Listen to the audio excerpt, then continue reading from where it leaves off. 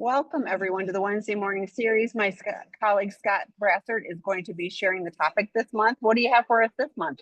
We're going to talk about why porn is so friggin' addictive. I feel like we've done this, but it may be because I teach it all the time. I looked on our YouTube channel and couldn't find it.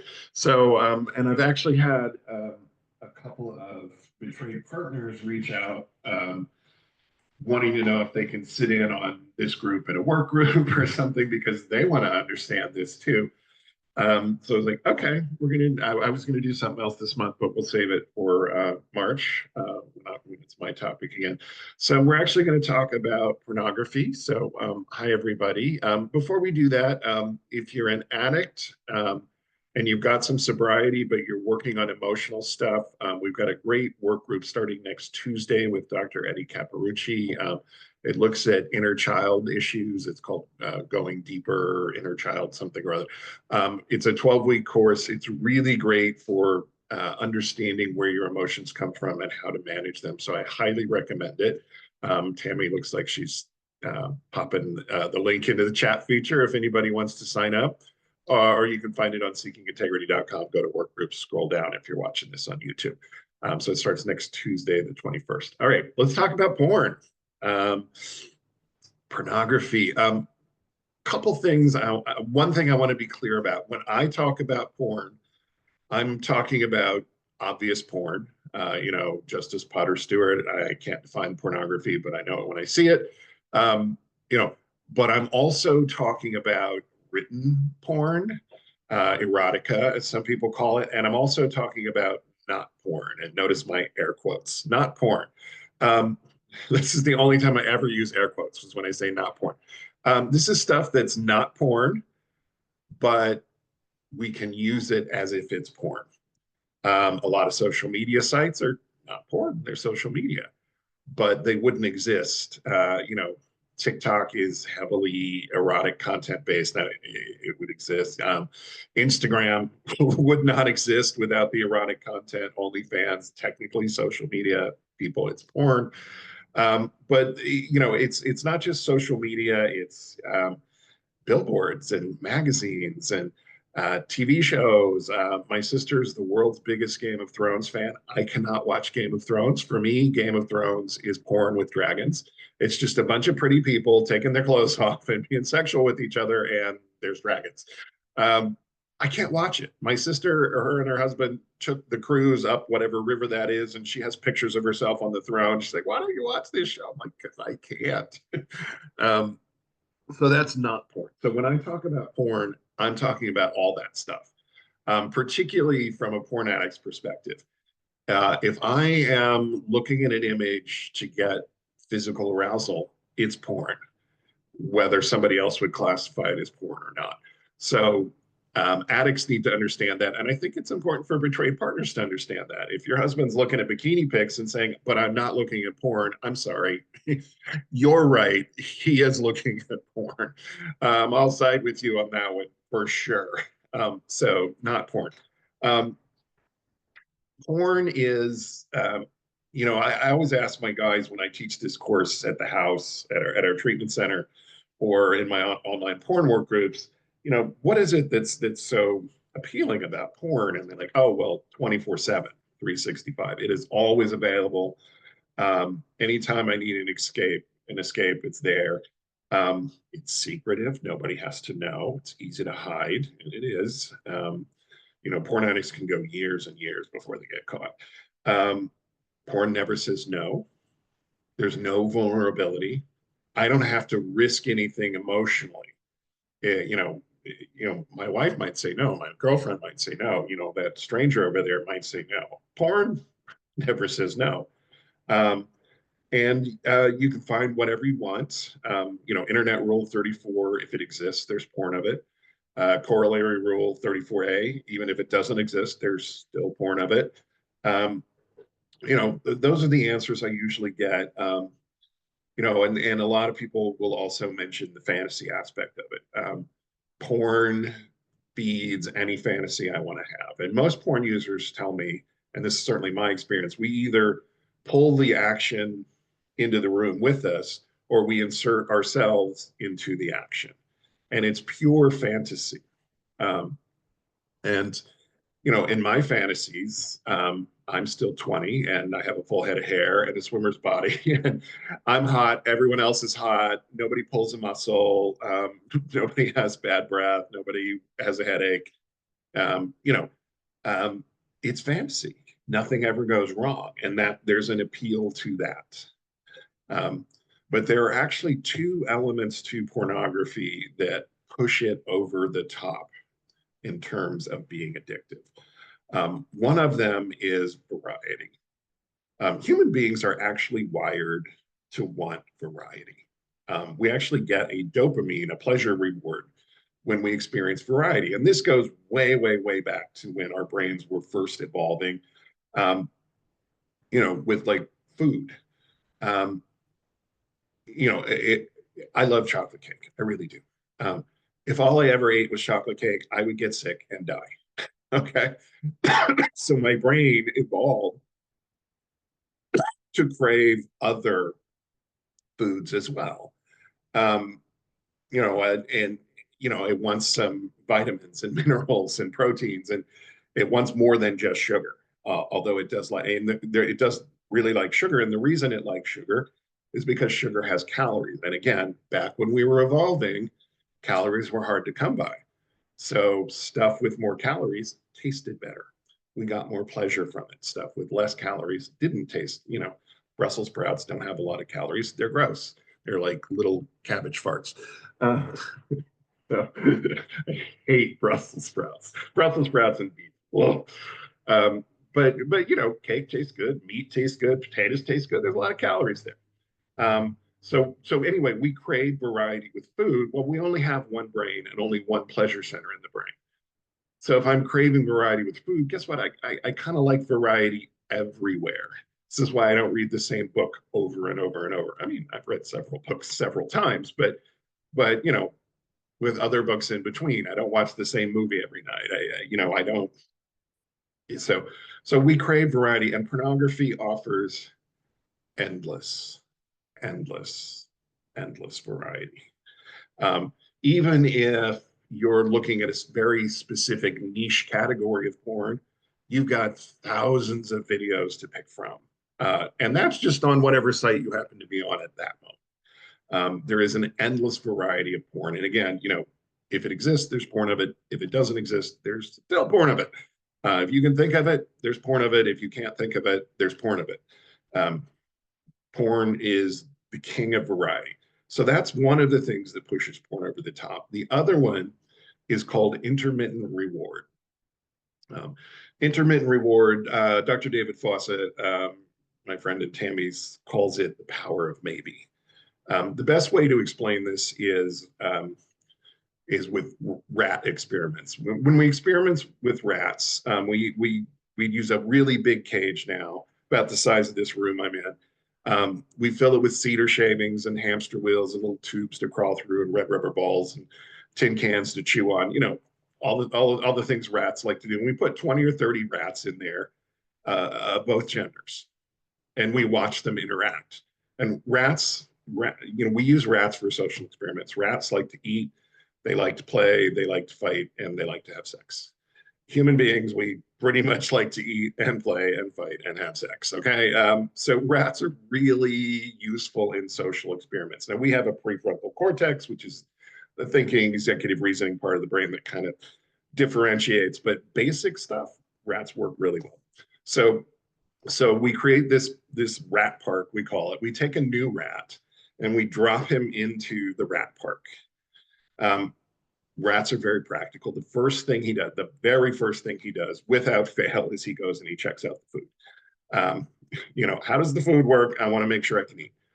So he goes over, he presses a lever, he gets a nugget of food, he eats. He does that 4 or 5 times, realizes food works. Every time I press the lever, I get a nugget.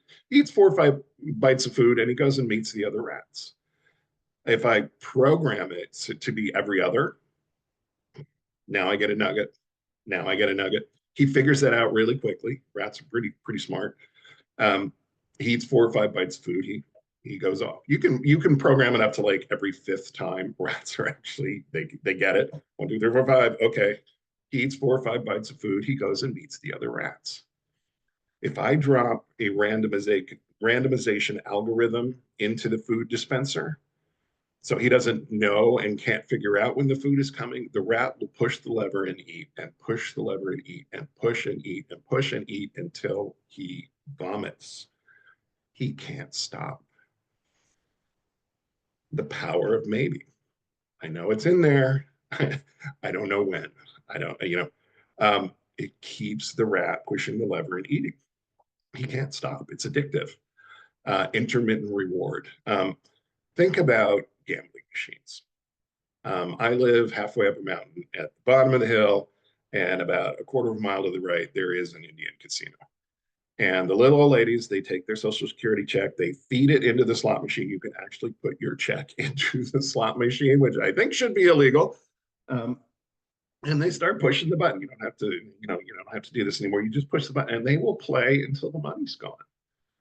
Now, I know by law that slot machines and gambling machines here have to pay out 91 cents on the dollar.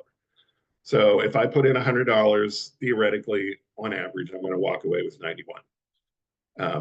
But, then I have 91 and I plug that in and now I'm down to like 82. And, eventually you lose all your money and these little old ladies lose all their money.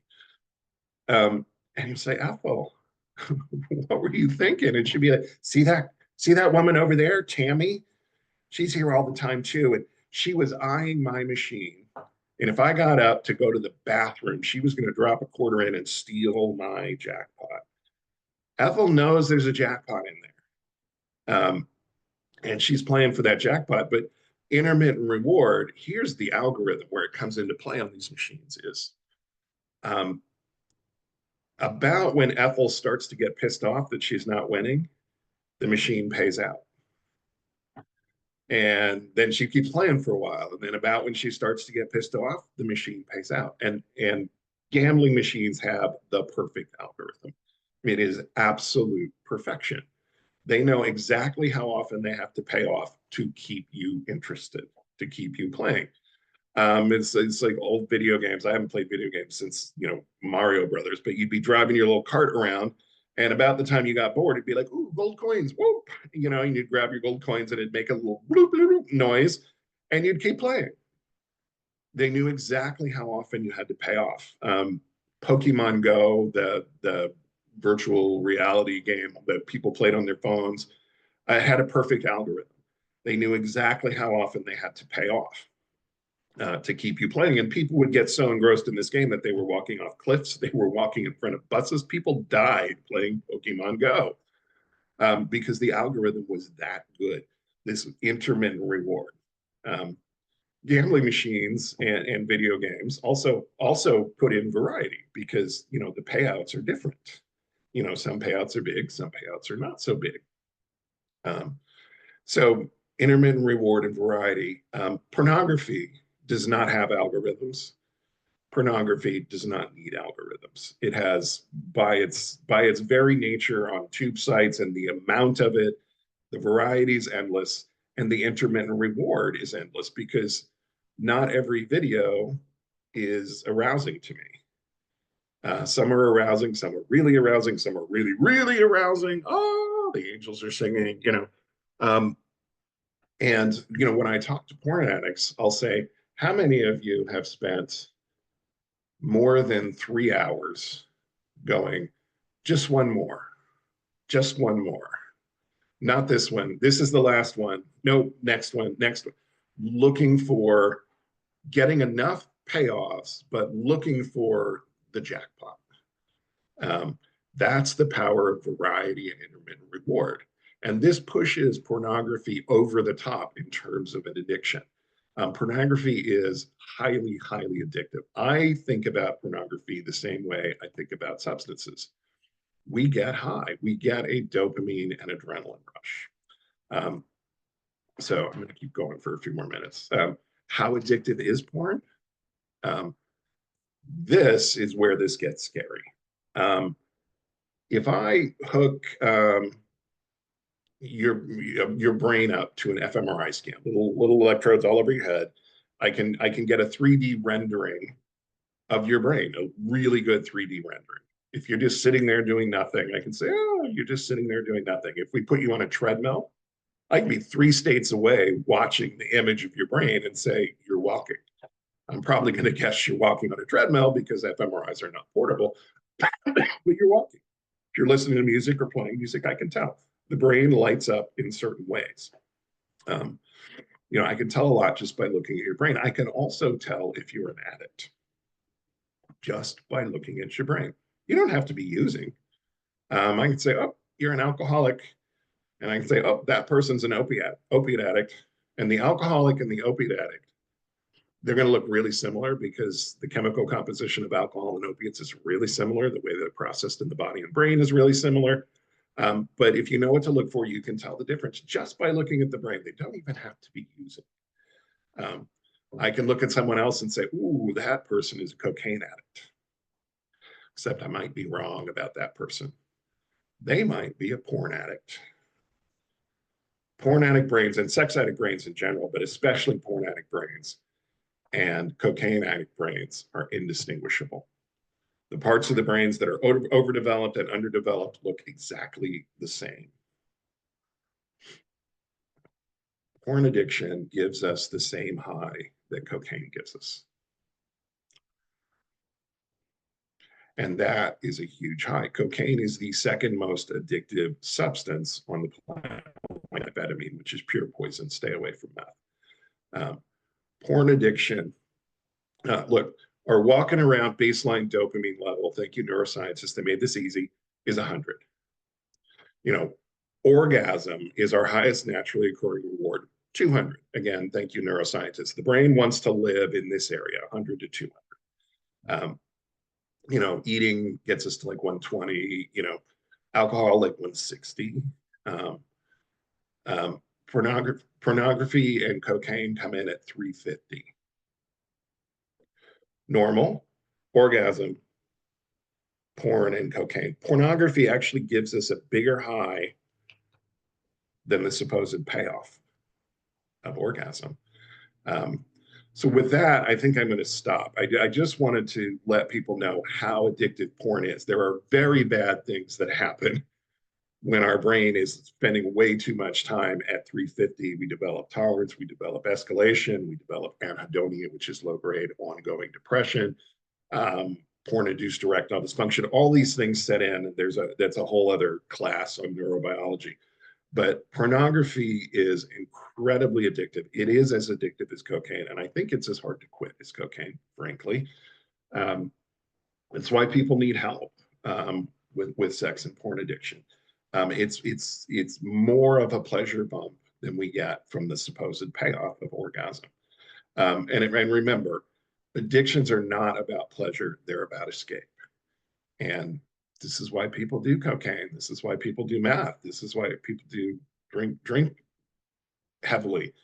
Emotional escape. And pornography gives us a huge, huge, huge emotional escape. Okay, with that, I'm going to stop. We'll take questions. Tami, do you have any thoughts? I have 2 questions for you. Okay. One is, you talk about, the variety, but there's a number of addicts who choose to have like a library of their, they have a whole cache of that. Can you talk a little bit about, is that different than just going and finding all, the same thing? Hey, look, I was one of those porn addicts. I about once a year, I would destroy I always had an external hard drive because I wanted on the machine. And you didn't have enough storage anyway on the old machines. But about once a year, I would get mad and I would destroy it. I would take a hammer to it and, blowtorch it and whatever. And a week later, I was out getting a new one so I could recollect. I almost never actually looked at the collection. It is always about finding something new. Look, objectively, when I talk to my porn addicts, I'll be like, you see the video where the angels are singing and it's like, oh my God, the best thing ever. And then you go back 2 days later and is it as good? And they're like, no. And a week later, they're like, no, I don't even look at it. But we want to have that collection and we'll organize the collection. Because remember, sex addiction is not about sex. It's about escape. And if I'm distracting myself from the real world, I'm achieving my goal. I'm emotionally escaping. And that can occur by collecting and organizing and all of that, or it can occur by actually looking at porn and masturbating to it. This addiction is much bigger than just the orgasm. This addiction is not about the orgasm. The orgasm brings the high to a screeching halt. I'm in this bubble with my fantasy world where I'm hot, you're hot, we're all hot, and we're all up for it, whatever it is. I'm not worried about the pile of work on my desk or the unpaid bills or the fact that my partner's mad at me. None of that is entering in my head. I'm in this little fantasy pleasure world, distracted from all the pain. And I don't need to be looking at porn and masturbating to it to get that escape. I can be organizing it. I can be thinking about it. I can be fantasizing about it. Well, one of the things that I know from porn addicts is I don't have to see porn to see porn because I got this thing. I don't need you to make porn for me because I can do it myself. Um, Sex and porn addiction are hugely fantasy-based addictions. It's a fantasy of sex that gets us high more than the actual sex. So sex addicts and porn addicts can be high for days, weeks, sometimes off and on, but high for very long periods of time without spending a dime, which cocaine addicts cannot manage, by the way. Cocaine addicts will go broke in a few weeks. So the collection of the porn, common, but not, not as, it's not the act. I mean, it's the active part of the addiction, but it's not the masturbation part of the addiction. Yeah, guys will go back and they'll find their favorite videos in the collection and masturbate, but they're always looking for something new. I hadn't recognized that, and that makes a lot of sense. So thanks for sharing that. But with all of this, we're talking about massive time lost to connecting with real people, doing real life, and you talk about escaping the pain, but it can be you don't just separate the pain. Like you're not just going, oh, I'm going to ignore all the negative and I'm still going to get to participate in all the good. No, you wipe miss all out the good all too. of it. Yeah. It's absolutely, neutralizing on all of those things. So you miss out all the good, Yeah. as well as, escape that. And honestly, like obviously if you're here, you're on one end of the relationship or the other with, how this pain of the addiction has now, become such a problem. So, let me tell a story about that. Oh, please. Because 1999 Christmas, I was living in West Hollywood. My sister was living in Orange County, an hour away. She had her oldest was about 3.5. So this is the first year where it's like Christmas, Rudolph, presents, woo! This is when Christmas is fun again, right? You got a little kid who gets it, okay. And she had just had a new baby, so she wanted the whole family to come down to her house for Christmas Eve dinner, midnight mass, Christmas Day.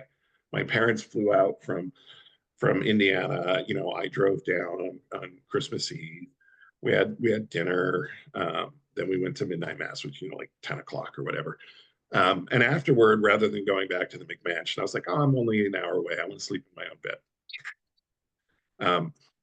So I drove back up to West Hollywood and got high and drove around, cruised around looking for prostitutes who apparently take Christmas Eve off, but it didn't stop me from looking, didn't stop me from getting high.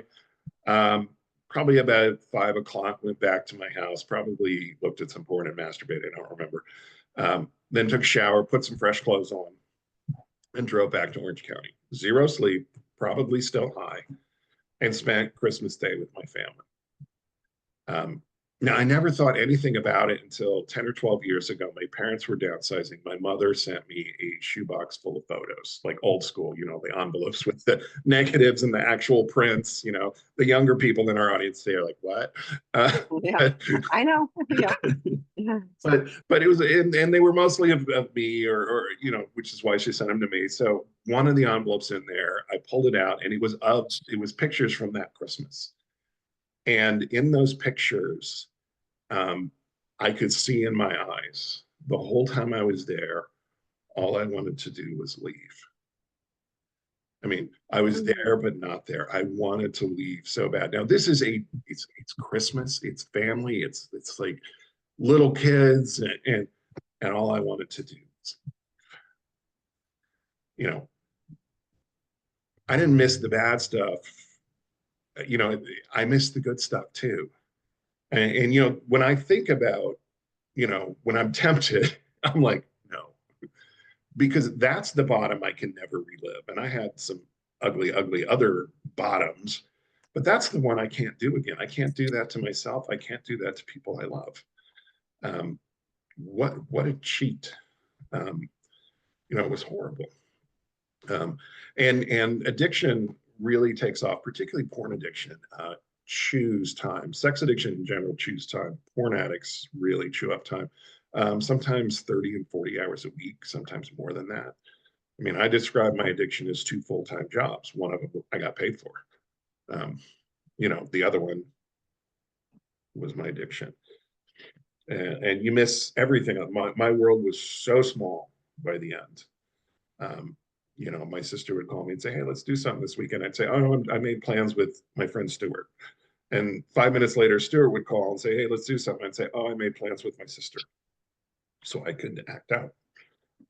Um, this is what addiction does to us. And I didn't mean to hurt the people around me. I didn't mean to hurt myself. But the need for escape was so great, it was all I could do. Addiction, I hope none of you have hit that level of addiction. I mean, I was very far gone, but that's where it can go. And pornography is a powerful, powerful drug. And I think that's what really dragged me down to those depths was the porn use more than the other sexual behaviors. Thank you for sharing that. I'm, truly tearing up. But here's the flip side of it. Like, as bad as that is, this is a guy in recovery. He did his work. He shows up. He continues to do his work. So that's the hope of all of this, is you don't have to continue to live in that really small little world where you're hurting yourself and everyone else. So, so listen to all of this, but take that message of it. And how do I lean into that? I always say, if I could wave a magic wand and addicts could see how good it could be, it's not the intensity of all of that kind of stuff, but it's the connectedness of being able to show up every day, as a real person. So, we would all be jumping for that if we could only see. But like you were talking about, I have my head so far down in the little tiny world of addiction that, that I missed out. So we've got some questions. So Scott, the first one, addict speaking. What are your thoughts about using apps like ClearPlay, VideEdge, etc., to watch shows that might not be porn in ways that you get the story without the erotic content? I'm not familiar with either of those. Are you? ClearPlay and VidAngel. No, this is new to me. But if Oh, there are things VidAngel. that can give you the content without the erotic content, you still have to look at why am I watching. If I'm watching this because I'm a gay man, so if there's an actor in it that I find sexy, you can take away all the erotic content. I don't need that to see it. So you have to look at your intentions here. And this is where, I tell porn addicts, you kind of have to be your own mind police. Why are you looking at this? What are you getting out of it? You know, if I could watch Game of Thrones that way, I might try it to see. But if I caught myself eroticizing and fantasizing, I would turn it off. I would have to, as part of my recovery. So I think it's more about intent and what you're getting from it than what you're actually seeing. Because we don't need to see the erotic content to see the erotic content. Well, you often talk about bookending things too. So if you talk to your sponsor and you've cleared that and you go, I'm going to sit down and watch. So it isn't because I in one of my 12-step meetings, one of the guys said, he was his own sponsor for a while. It didn't go well. He goes, you are your own worst sponsor. So if you're talking to your sponsor, if you're going like, hey, I want to do this with this, I'm going to start watching it. I'm going to text you before and after, and I'm going to that would be a way to try it and see. Because otherwise it's like, well, I'm not really having an effect now, but you don't know tomorrow. We often talk about the relapse doesn't happen in the moment it relapses. It's when we've given ourselves permission 2 days ago or 2 weeks ago or whatever. So yes, this is all about being highly intentional, having accountability, making sure that we're doing what we need to do. There is nothing more precious than my recovery. There is nothing in a TV show that is worth me losing, my recovery. Like I don't, yeah, I don't care about, I never watched Game of Thrones, but like, I don't care about that stuff. I need to make sure that I'm taking care of me and my recovery as primary. Okay, Scott, the next one. What's the difference between porn addiction and compulsive pornography usage? Semantics. Yeah. um, some people don't like the term addict, so let's say I'm a compulsive porn user, whatever. We're talking about the same thing. Obsession, loss of control, consequences. Call it what you want. We'll try to help you with it. Some people prefer one term over the other. I personally use them interchangeably. Yes. Well, and like we talk about this with substances, I've never gone to a 12-step meeting where they say, I'm a substance use disorder, person or whatever, Hi, I'm like Scott. we'll I use have a that as, substance use disorder. No, I'm yeah, Scott. I'm yeah, an alcoholic. I'm also a yeah, sex yeah, addict. yeah, yeah, Yeah. yeah, absolutely. So, and honestly, and I've shared this before too, but the term addict was freeing for me because it gave a reason for the crazy stuff I was doing that made no sense otherwise. And it also gave me a path forward that was, obviously very different, in recovery. So, that was hugely beneficial for me. So I embrace it, but that's me. Okay, Scott, betrayed here. Pre-discovery, I used to enjoy taking risque photos and sex videos with my partner, including my current partner. They were for personal use and viewing. I realized that my partner and I can no longer do this because it triggers this addict pathway. My question is about me. It's the only reason I enjoy these things because I've been conditioned by society, porn, and marketing to sexualize myself in a performative way. Can there be anything healthy to why I enjoy this? Oh, there's so much here. Can we start with I can't do this anymore because it triggers my addict pathways, my addict's pathways? Can you start with that part? Um, yeah, I mean, if that's going to trigger his addict pathways, and you want to help him with his recovery, yeah, I'll probably stop doing it. Um, but the rest of this, like, let's say you were in a different relationship and now you're wanting to know, do I enjoy this because I've been conditioned by society, or do I enjoy this because I enjoy it? Um, Maybe a little from column A, maybe a little from column B. Look, at Seeking Integrity, we are not sex negative. We are very sex positive. We want you to have an exciting, life affirming, enjoyable, fun sexual life. And there is no real normal for sex. If you enjoy it, you enjoy it. Um, you know, if it gets out of control, that's a whole other animal. We don't tell anyone don't be sexual. Our job is to help people not be sexual in the ways that are harmful to them. That's like a double negative in there somewhere. But we want you to have we want you to move away from the problem sexuality into the healthy sexuality. If you enjoy this, it sounds healthy. I mean, who am I to judge that? And maybe some conditioning by society comes into that, but you know what? Conditioning by society is part of who we are as people. If it's part of who you are as a person, I don't think there's particularly, and you enjoyed it, I, I don't see anything wrong with it. If it's going to feed your partner's addiction, maybe you should knock it out. But yeah, don't shame yourself because you're a sexual person. Just don't. Tammy, thoughts? My only caveat, because I've seen like the videos are the videos, and once you're out of that relationship, you don't know what someone's going to do to it. So Yeah, think that through. That would be my only thing. And it's a safety thing. It's like, are you okay with this person that you're no longer in a relationship having this and doing whatever they whatever. wish and sharing it? And again, zero judgment. Just think it through. Yeah. Okay. Next question. I'm the betrayed partner of a sex addict, separated for a while now. As a teenager and young adult, I would occasionally watch porn. Now, sometimes I fancy watching porn, but after being married to a sex addict, I feel it's wrong. I don't think I'm addicted to it, but feel guilty for wanting to watch. Is porn itself unhealthy, or is it just unhealthy if you're addicted?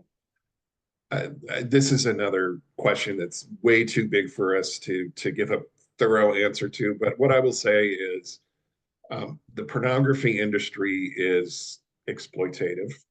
exploitative, you know what I mean? Mhm. Um, you know, people who do porn for money, really not their first choice usually, or they're so damaged from their own traumatic childhood. You know, lots of issues with the porn industry. Now, that said, there is tons of self-generated porn with people who are very happy to take videos of themselves having sex and post them online. Um, you know, and porn. I look at it like alcohol. Alcohol in itself is not evil. The way I drank alcohol is a serious problem. Tammy's the same way. It's like, Tammy drank alcohol and everything went to chaos. Same for me. Um, it's not alcohol that's the problem. It's me that's the problem. I can't do these things. If you feel guilty or ashamed about watching porn, there may be some society conditioning there, since we mentioned that earlier. Or maybe it's just not for you. I don't know. Um, as a teenager and young adult, it's perfectly natural to be curious and to look at it out of curiosity and for some sexual gratification. It's part of normal exploration. Um, but if you're at a point in your life where you don't want, where you think about watching, but then you feel guilty for that, but don't watch it. It's not for you anymore. That's long-winded, short answer. Tammy? Yeah, no, I was, it's like, what is your intention? And is Yeah. that meeting the goal? And if it is or isn't, like if I did something and I immediately feel guilty, that does not help me. Yeah. Yeah. So, This is so not a life-affirming, healthy, enjoyable sex life if you yeah, yeah, immediately feel yeah. guilty afterward. Yeah, yeah. Oh, it's like you talked about the chocolate cake. If I went and ate a whole chocolate cake, would I be super happy in the moment? Yes. And then I'd feel really guilty. So it wouldn't be a life affirming thing on, any level. So it isn't just that, again, chocolate cake has no moral values or whatever. So Right. it's just, but like Scott said, it's not, the alcohol is, prohibition. We need to stop. No, there are some of us that struggle with problematic behaviors, and we can make Right. anything a problematic behavior. So for us, it is an issue. For other people, it is a choice to make, what they feel good about for them. Okay. As a sex and porn addict, is there a scenario where I could view porn in a healthy manner, like an alcoholic? Oh my God, like an alcoholic having a single glass drink during a celebration. I missed that part of the 12 step because I never, well, sorry, part of me misses the act and wishes to go back to the act of searching and collecting. And wonders if there's a scenario where I can revisit it without spiraling. I know the answer is probably no, but it would be helpful to hear your thoughts to challenge my future self from justifying just one video trap. Yeah. What's your No. little brain? No. Just one video trap. No. Have you ever Um, had just a glass of alcohol at a right. celebration in all the Look, years you've been sober? No. you're missing the act of searching and collecting. Well, that's the high. You miss getting high. I'm sorry, you're an addict and you can't do things that get yourself high. There is no just one for us. Um, I mean, I'm never tempted by alcohol at this point. Sex addiction is my daddy addiction. If I'm ever going to be tempted, that's the one that will tempt me. But if I go to a party, I know what everyone in the room is drinking. I know how many drinks they've had. I know who put down a half a glass of wine and walked away from it because like who does What's that? wrong with them? Yeah. I'm still an alcoholic. I will always be an alcoholic. I'm sorry, you're a sex and porn addict. There is no healthy scenario for you to look at porn. It's not going to happen. And I know people who've done the wedding thing. Oh, I'll just do the toast, and 10 years later they come back to program almost dead. There is no just one. And pornography is a, you know, in AA they have a saying: if you get hit by the train, it's not the caboose that kills you. And what they mean is it's not drink 24 that gets you drunk; it's sip number one. Pornography, it's not hour three that's the problem; it's the first click. There is no just one video. Um, You called it the just one video trap, and you're right. Trap. No healthy way to go about this. Sorry, porn is done for you. Well, and we talk about, one too little and 100 isn't enough. Like that, Yeah, like, yeah. And, you know, so you're grieving the loss of the intensity and all of this, type of thing. But you're missing out on the present. And here's another thing, like, because I really got caught up in the always and forevers and nevers and all of that kind of stuff early in my recovery. And fortunately, I had wise people around me that said, just for today, just for today. Okay, for today, I can not do those behaviors and I can act in an esteemable way. And then I'm also not like, but if you're going, oh, I'll never, or like, at this, I should be able to, or at some marker of sobriety, I should be able to do these things. But I know, we were talking about alcohol. I know alcoholics who, were around program for a while, quit doing the things that they were supposed to do clearly, but, at 10 or 20 years, they relapse, and it could be the wedding or it could be whatever. They just think, oh, I'm probably okay now. And guess what? Like Scott said, some of them never get back. Some of them die and some of them get back in program and they go, wow, was that a rough ride? yeah, The other thing is, I think you're missing, again, how good recovery can be if yeah, you're committed. If you're focusing on, oh, I don't get to do, I don't get to collect pictures and yeah, videos. I mean, go collect rocks, go collect yeah, leaves, go collect something yeah. else, if you need to Focus collect. on your Yeah. green circle, the outer circle of green circle. I Mhm. call it green. I use red, yellow, Yeah. green rather than Yeah. intermiddle Yeah. outer because it's visual. Whatever. Yeah. But But still, yeah. yeah, focus on the green circle stuff. What can you do instead? Oh, well, that's more fun anyway. Yes. Sitting there by myself in a dark room with the shades pulled and the door locked. And looking at thousands of images of Right. things. Yeah. Good And I job. want to carry this answer over into this next question. Oh, okay. Knowing all this, how is a partner ever supposed to feel secure with that sex with a PA in recovery is satisfying for them or enough? Would dopamine spike through orgasm spark the addiction, leave them wanting more? Great question. Thanks for This asking is that. an excellent question. The brain wants to live between 100 and 200 on the dopamine scale, and it's happy. And guess where orgasm lands? 200. Brain is happy with that. So an orgasm with a loving, committed partner is not going to cause problems with recovery. Um, that's a green circle activity. Um, for the addict, remember, porn 350, not 200, which is where sex with my partner is. First of all kinds of things happen to the brain, and the porn is not getting anywhere near 350 by the time they get into recovery. I'll talk about that maybe in 2 months. But recovering couples almost uniformly will say, once after a couple years of recovery, they say, our sex life is better than ever.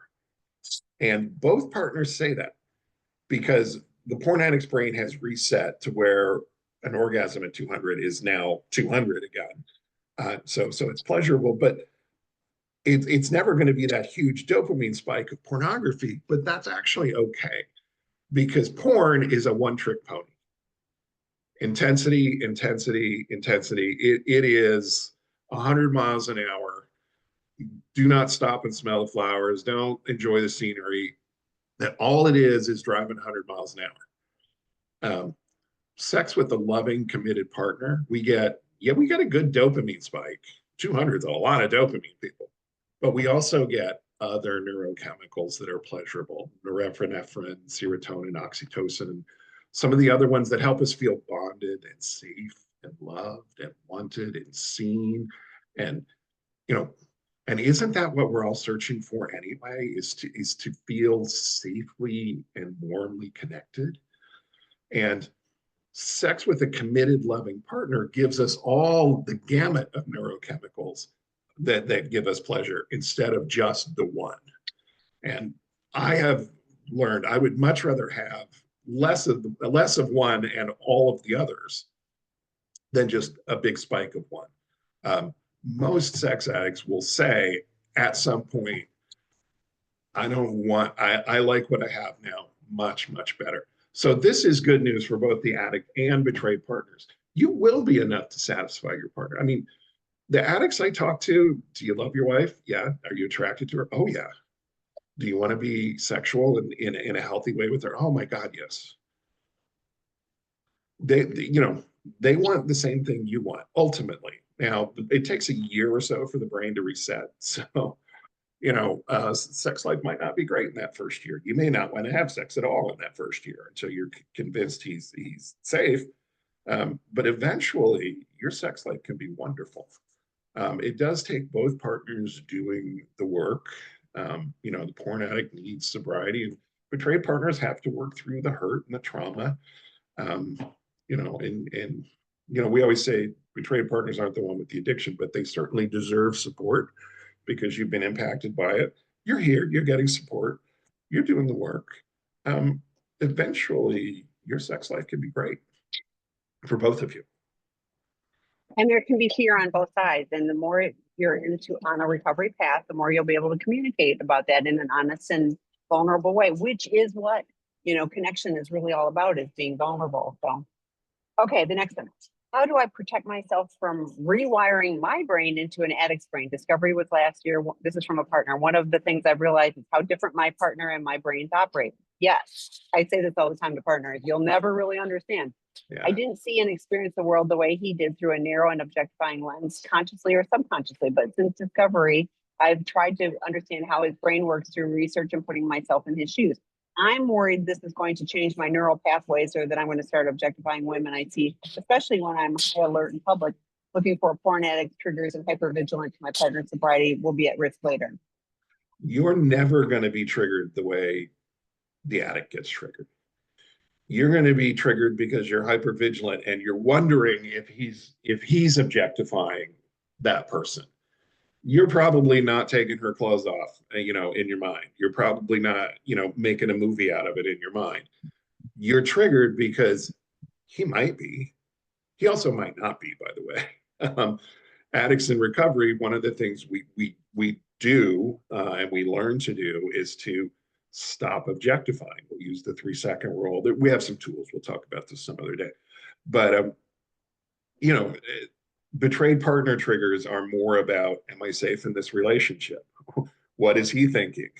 You know, you're not going to become an addict just because, you know, this is not catching that way. If you start drinking to soothe your feelings, you might become an alcoholic. If you start looking at porn to soothe your feelings, then let's talk. But just being in the same house or walking down the street with an addict, no. um, and Tammy's right. You're never really going to understand how his brain works. I'll talk. I'm going to make a note to talk about or the deeper look at neurochemistry in March. Um, but yeah, Tammy, thoughts? I was gonna, like, it would take, I don't even, I'm gonna say it jokingly, but it would take surgery to rewire your brain into an addict brain. Like, I'm in recovery for decades, and this was a long time ago, but my husband and daughter, I said something, and they just kind of both did this, and they go, "You think differently than we do." And I was like, "Yes, I'm Yep. an addict. I have an addict brain, and yes, and I work really hard on, staying, on the line." I would invite you to, because this feels very dysregulating for you, that you're Yeah. like, if he's on a recovery path, it's his path, and you getting the support, and identifying what you need to do to stay regulated and take care of yourself would be key, because the wise, like, you will never be able to bubble wrap him enough to make sure that he's safe and he'll never do this again. Like it is up to us as addicts to work a program, to get the help that we need, to get the support that we need, to make the choices on a daily basis. And there is not a partner on the planet that can make their addict not act out if we, ultimately are going to. So I would encourage you to focus on healing for you, and Yeah. don't worry about your brain. Your brain is fine, and his can change. Yeah. And this question leads us right into the next one here. There you go. Listening to you saying you're trying to escape, my husband is wanting to do the work, but I keep thinking maybe it was our marriage he was escaping from. So should we even work towards staying together? Betrayed partners, hear me. Your addict's addiction is not about you. It's not about you. The Mhm. trauma that drove him toward addiction happened before you ever met him.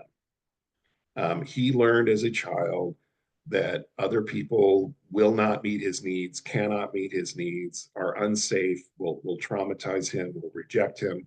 So he turns to a substance or a behavior for comfort instead of a person.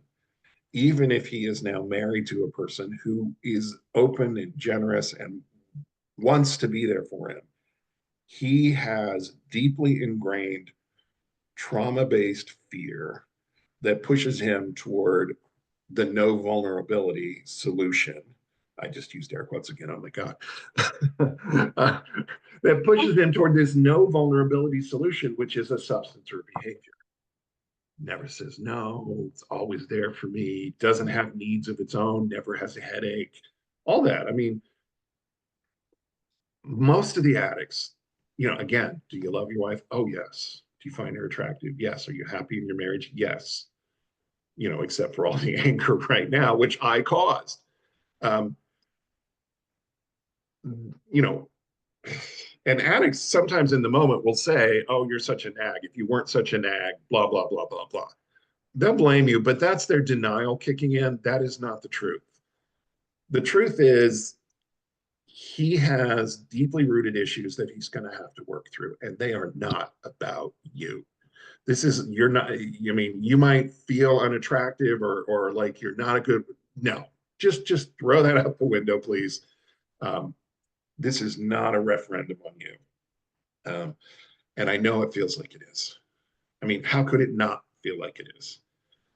But it isn't. Tami, thoughts? Yeah, no, it's about escaping we have, I always say we're in preschool or kindergarten with the emotional ability to do life. And so, there are difficult things and, there's a multitude of stuff underlying it, but I'm with Scott. This is not about you or the relationship. He wants to do the work. Give yourself the space. We talk about putting a relationship in safe harbor. That's for both of you because then you aren't doing the mental gymnastics of like, is this like just see what his actions really are? Lip service to, oh, I want to work on this, but not doing anything is empty. But if he's really doing the work, Scott and I did February of last year, a video on the 12 steps, and lots of people have watched that because it's like, how to navigate the 12 steps. That's a great place to be. There's so many tools that our dropping groups, our work groups. Scott teaches sex addiction 101 and porn addiction 101. Like those are great resources to help Yeah. actionable things that you can see that he's, committed to. Give yourself some time and space. Give yourself the grace to just go like, I'm just going to see. And, because I don't think your marriage was in, a lie and he's trying to escape that. He just was escaping his uncomfortable feelings, good or bad. Like good feelings are as uncomfortable as bad. So, Yeah. okay. This is a response to the question asked. I did not ask the question, but wanted to comment on it. I used to do the same with my partner pre-discovery. This is about the videos and allowed some during the shock phase when I was hypersexual. I believe it was partly because I thought that if I did that with him, he would not watch the adult content because he had enough of us to watch. It is deleted now. I also wanted to mention that revenge porn is a real concern. So nowadays I have to look at this as if I would not post the content on the internet, then I probably should not let someone else have control over that content on their Right. devices where I do not have control over what they do with it. Thank you for sharing that. That was my kind of concern too. It's like, it's hard to be safe and with all of Yeah. that. And by the way, there are a lot of women who will try to be hypersexual after discovery to pull him back. And again, not a referendum on you. This is about his emotional need to escape into something that has no vulnerability. And until he comes around, that's not really going to fix anything. But lots of women become hypersex. I'll send you videos of me. I'll have sex with you every night. Just stop cheating. Okay. I mean, yeah, but sex is not relationship glue. He's got a lot of work to do. And you, unfortunately, cannot fix your partner's addiction. As much as you want to fix your partner's addiction, you can't. Your partner has to do the work. You do your own work. He's going to get sober if he wants to get sober. He is going to work on relationship repair if it's important to him. And hopefully the answer to those is yes and yes. But God, you can't control him into sobriety. I'm sorry, you just can't. Okay, so the next one, um, addict 30 years clean, alcohol and drugs 2.5 years clean, sex addiction 10 months clean from stress eating, and 2 weeks clean of video games and doom scrolling. Part of the plan I put into place is healthy reading and podcasts. This week I've listened to Richard Swartz for about 10 hours talking about our parts and how they don't actually want to hurt you, that they actually want to be loved and become your cheerleaders in life. Can you speak to that? Yeah, like this is also, Troy loves work on attachment wounds, and he talks about, the voices of shame. So there's a component of Yeah. that too. So, but Yeah, that, Eddie Caparucci's inner child yeah, work group. inner I child. would Yep. Yeah. recommend that for you. It starts next week. Yeah. Yeah. This is Yes. all Great looking idea. at the parts of ourselves and how they talk to us. And I just want to 30 years clean from alcohol and drugs, but you continue with sex addiction until Yeah, 2 years, exactly. and Yeah. then Yeah. binge eating until 10 months ago, and then video games and doom scrolling until 2 weeks ago. This is changing seats on the Titanic.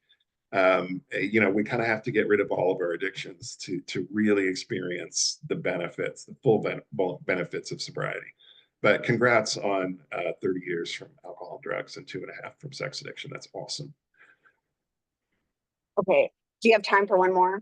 Sure. Okay. My partner says his acting out was with porn and nothing more. The porn includes viewing live webcam accounts and being on fetish social media site in which you can view pornographic content, follow specific local community members, communicate with others. He belonged to online groups for personal ads for sex partners and local sex parties in the community on the site as well. This feels like more than porn infidelity. When he compares himself to other addicts in the group, he says, I'm not as bad as him. I struggle with this as the betrayals and intentions seem much stronger than watching random women online. How does he own it to himself that it wasn't just porn? How do I feel safe in our local communities? I wanted you to answer this because this is the kind of stuff we see all the time in our online work groups too. Yeah. Yeah. I was gonna say, get him into the porn addiction work group, please. We'll break through this denial. Yeah, look, I mean, he's doing more than porn. It's all porn-ish, unless he's acting out in person. But it's hurtful to you either way. And that's what I have to. Guys are like, well, I never actually cheated on my wife. I'm like, what? What do you mean you never actually cheated on your wife? You were expending sexual energy on countless people other than your wife. How is that not cheating? How is she not hurt by this? How is she not questioning herself? How is she wondering, can I walk out the door and feel safe? I mean, you're right that it's more than just porn. However he wants to categorize it. I mean, he's playing semantics games. um, yeah, we got to get this guy into some kind of treatment, for sure. Um, and your feelings, I want to validate your feelings, number one. And I want to say when he's, looking at other addicts in his group and saying, I'm not as bad as him, um, let me at him. Just let me at him. Yeah, bullshit. and it is honestly why we created Sex Addiction 101 and Porn Addiction 101, because Scott was seeing that kind of regularly in the sex addiction. Well, I never had sex with, a real person, so I'm not as bad as, Right. This happens in every 12-step group, and those that do that, and they're always comparing themselves favorably to everyone else and not paying attention to the pain that they've caused. I mean, that's an addict who does not want to get help yet. So the other thing about this, when he says, it is, just all online and porn, I can't tell you how many clients we've had come to our residential treatment program who have had to make a difficult call to their partner because they have an STD. You don't get that from porn. So don't believe his words. There's more. And so I'm going to flip it real quick to healthy boundaries for you, because he's lying to himself and you. And so what do you need to do to take care of yourself? And we do lots of webinars on all that. And you can email me, Tami, Tami at seekingintegrity.com for that. And I'm going to make you answer one more, Scott. Added to your 4 years, 2 months in recovery, are there resources that focus on the grief and loss of porn addiction? Porn was not the problem. It was the solution to escape overwhelming emotional experience. Curious on this topic since now my recovery is in a stage of opening spaces for grief and loss. As an addict, I went decades suppressing my many losses in my life. Yeah, this is stage one of addiction, stopping the behavior, breaking through the denial, developing some healthy coping mechanisms. Stage two and three are working on my underlying issues and repairing my relationship. You ready to work on your underlying issues? Are there resources? Yeah, tons of them. Eddie Caparucci's group starts next week. I know I'm pushing it, but It's so this good. is Yes, yeah. exactly what you need to If do. you want help, get the Yeah, help. yeah, And he only offers it twice a year. So I'm telling you, if right. you miss it now, Take it it. won't be till fall, So Yeah. So yeah, I mean, this is that group, Troy Love's group that Tami mentioned. These are all about uncovering the pain, the emotional and psychological and sometimes physical trauma that happened to us decades ago that is driving the bus toward addiction. Um, yeah, there's tons of resources. You need to do some trauma work. There's many modalities, EMDR and brain spotting, all kinds of things. But start with something that just helps you uncover it and see how it's impacting you and helps you name it. And then you go to work on resolving and processing. So yeah, um, cool. thank you. I know I may just stay late. Really appreciate it. Thanks everybody for the great questions. We'll be back and he'll have lots more to talk about. We may even switch and have you do kind of a part two to this. We'll talk later. Okay. Bye, Okay, that's everybody. bye.